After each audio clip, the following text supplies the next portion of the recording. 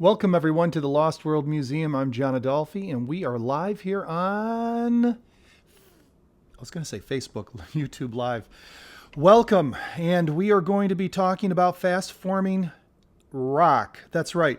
Can rock really form fast? Well, we're going to show you some things I think you'll find very interesting in regards to how fast rock actually forms. Now, I'm not talking about the granite. I'm talking about the alluvial stone. What does that word mean? It means sedimentary. What does that mean? It means your limestones, slate, coal, sandstone. Those are the stones that were formed with water action. And so in order to be able to, and of course we can't dig down into the earth or wait around and see just exactly how limestone is created, at least not at the moment. We're going to try to find ways of being able to replicate limestone in the laboratory.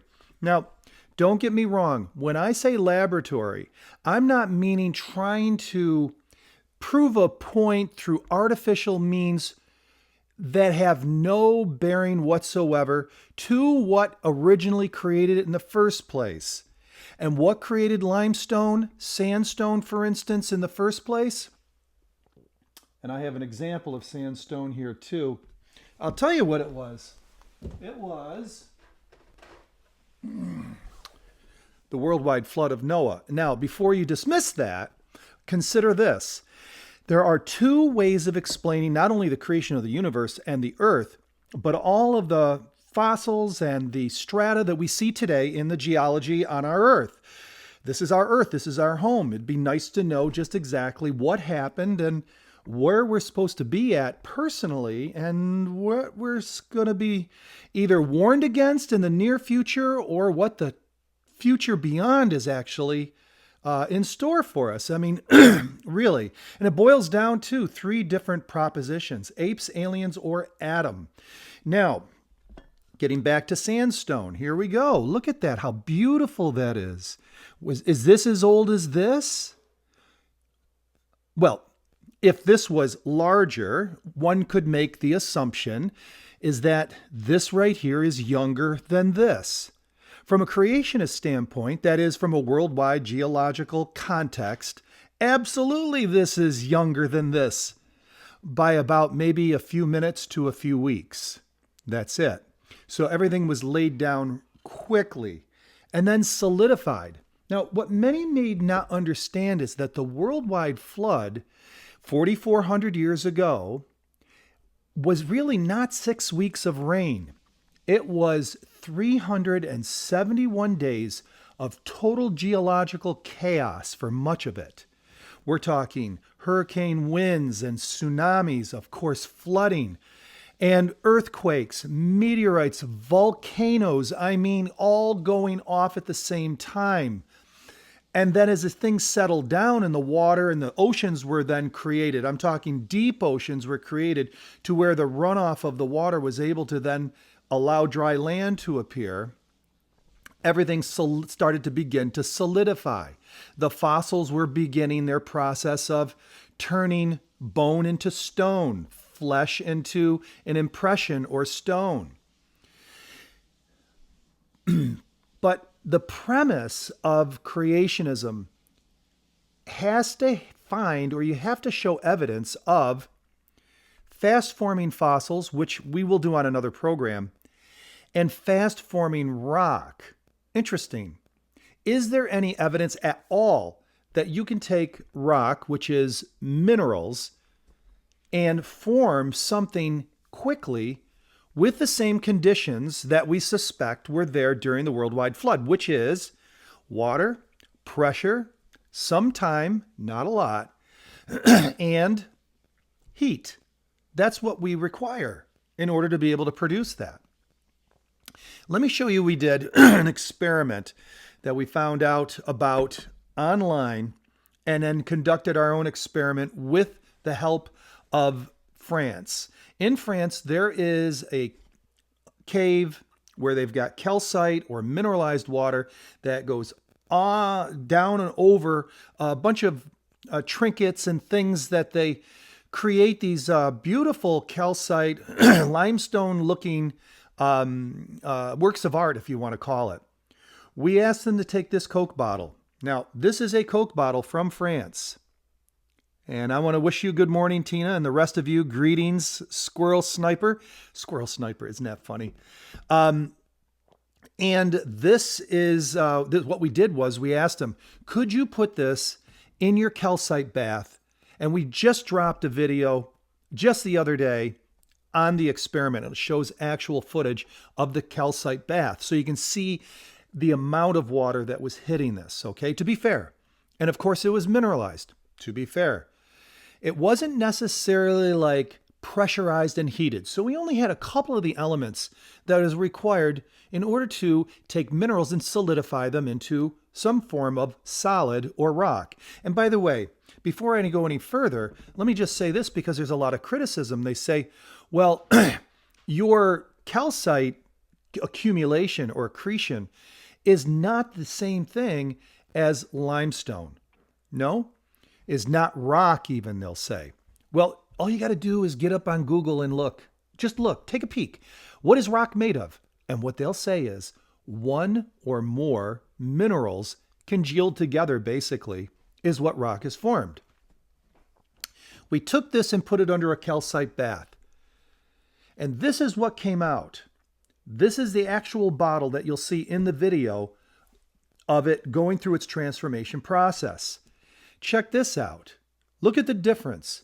That's approximately 5 millimeters or a quarter of an inch of accumulation or accretion of pure unadulterated calcite. Now, what could this be likened to? It's likened to the stalactites and stalagmites that you see in those caves. Maybe overseas you have some of those. Here in the United States, Carlsbad, Mammoth Cave, Howe Caverns, and others that have that deep in the ground.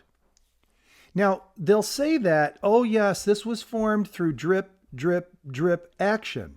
Well, recently I did some studying on this and found out that in order to create these larger conical cones and the flow stone that's kind of like on the walls, massive, you need massive amounts of water. You can do all the drip, drip, drip you want. The only thing that we have been able to see with a drip, drip, drip concept is long, very long and narrow stalactite or stalagmite. Very long and narrow, hanging from bridges that are 50, 75 years, okay? Or even less. So just entertain the possibility that in those caves, there was an accelerated process for a shorter period of time than we give it credit for. And what we're left to today is the little drip, drip, drip, which doesn't accumulate a whole lot in a very long period of time.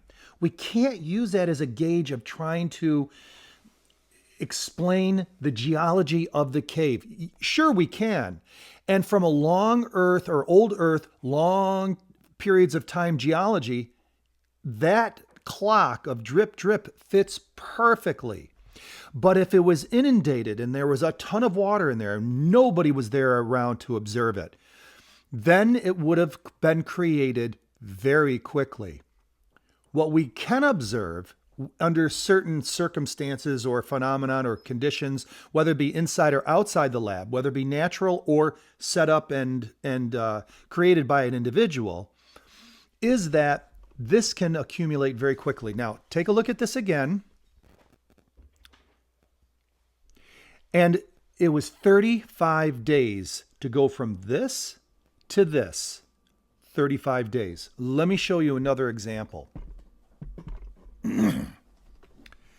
Here is an iron pipe.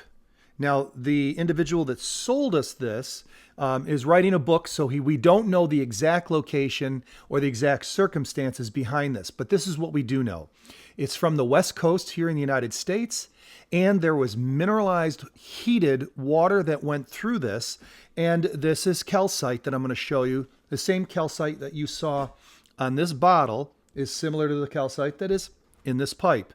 Let me show you what hot mineralized water can do, and here you go. This hot mineralized water created these wonderful calcite crystals.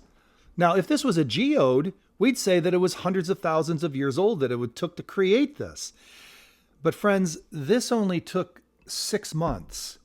6 months to create this. 6 months. Take another look. And I'm sure that the pipe, if it was parallel with the ground, probably the water flowed this way. The water flowed here. You can see a larger accumulation here. And then the water spits up, or it goes, it rises, it falls. But look at that. Look at that above. You got your little stalactites or stalagmites forming as a result of massive amounts of heated water.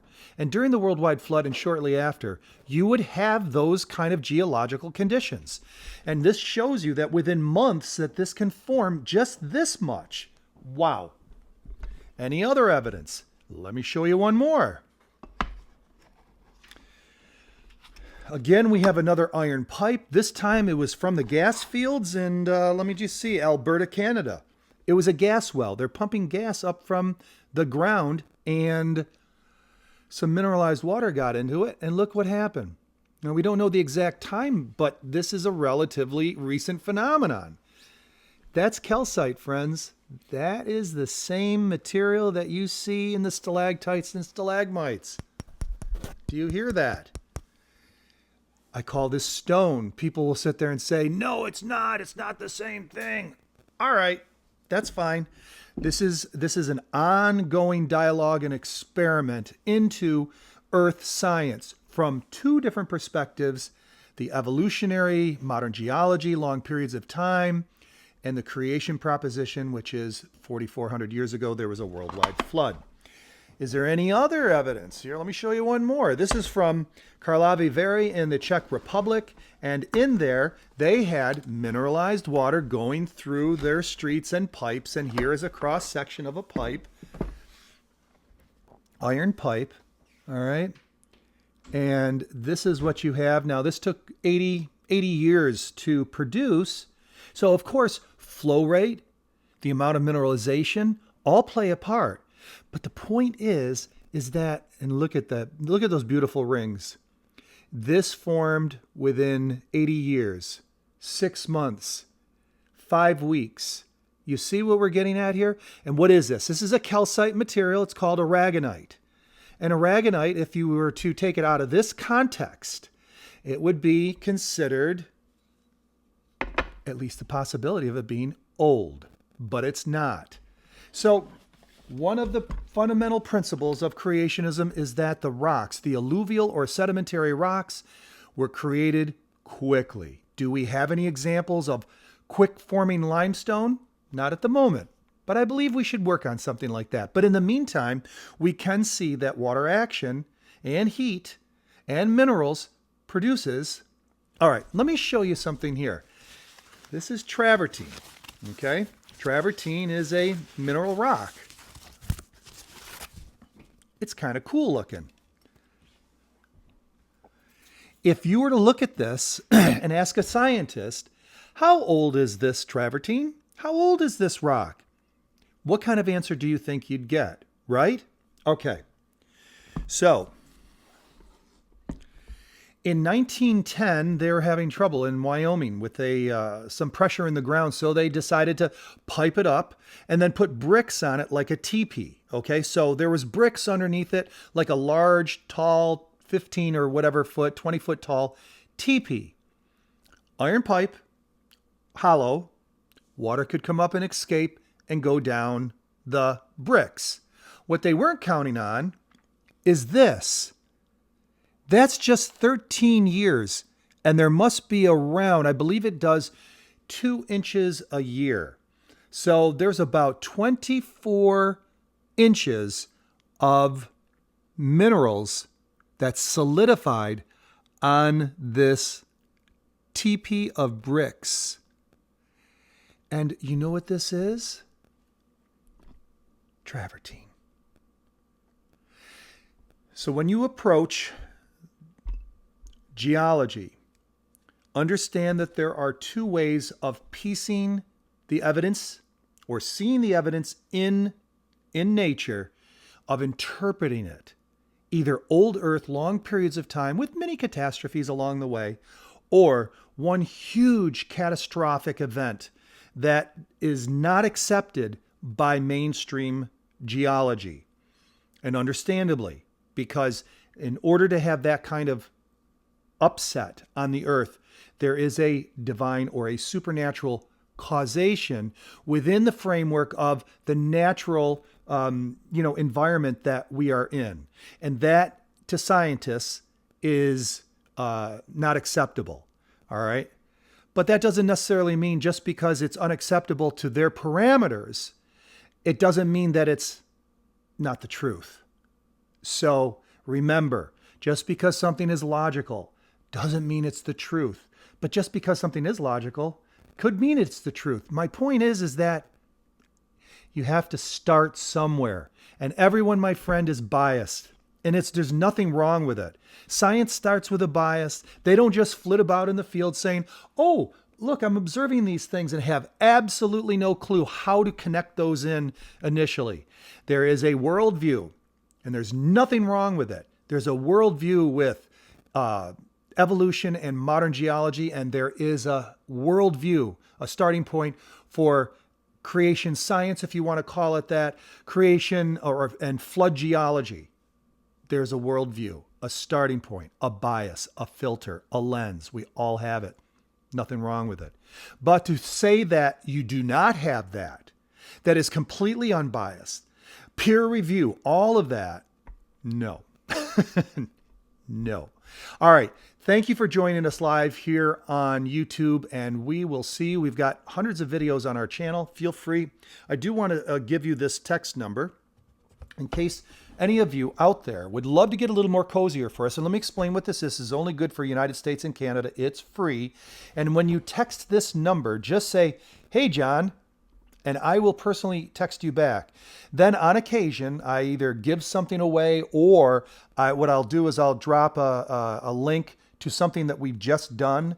And this is only going to be for those of you that like dig what we're doing and want to get a little cozier with us. So there you go. And one more thing, if you guys want a free report, I've got something here on Noah's Ark. Sorry about the reverse vision. 3 top reasons Noah's Ark must still exist. It's a 2-pager. You can't get it anywhere else, but you can get it here. Go to museumalerts.com, and I'll put the link and the text number in the description below. Thank you very much for joining us today. We really appreciate you. And just remember, it all boils down to 3 propositions. Where did we come from? Apes, aliens, or Adam? You guys have a wonderful day.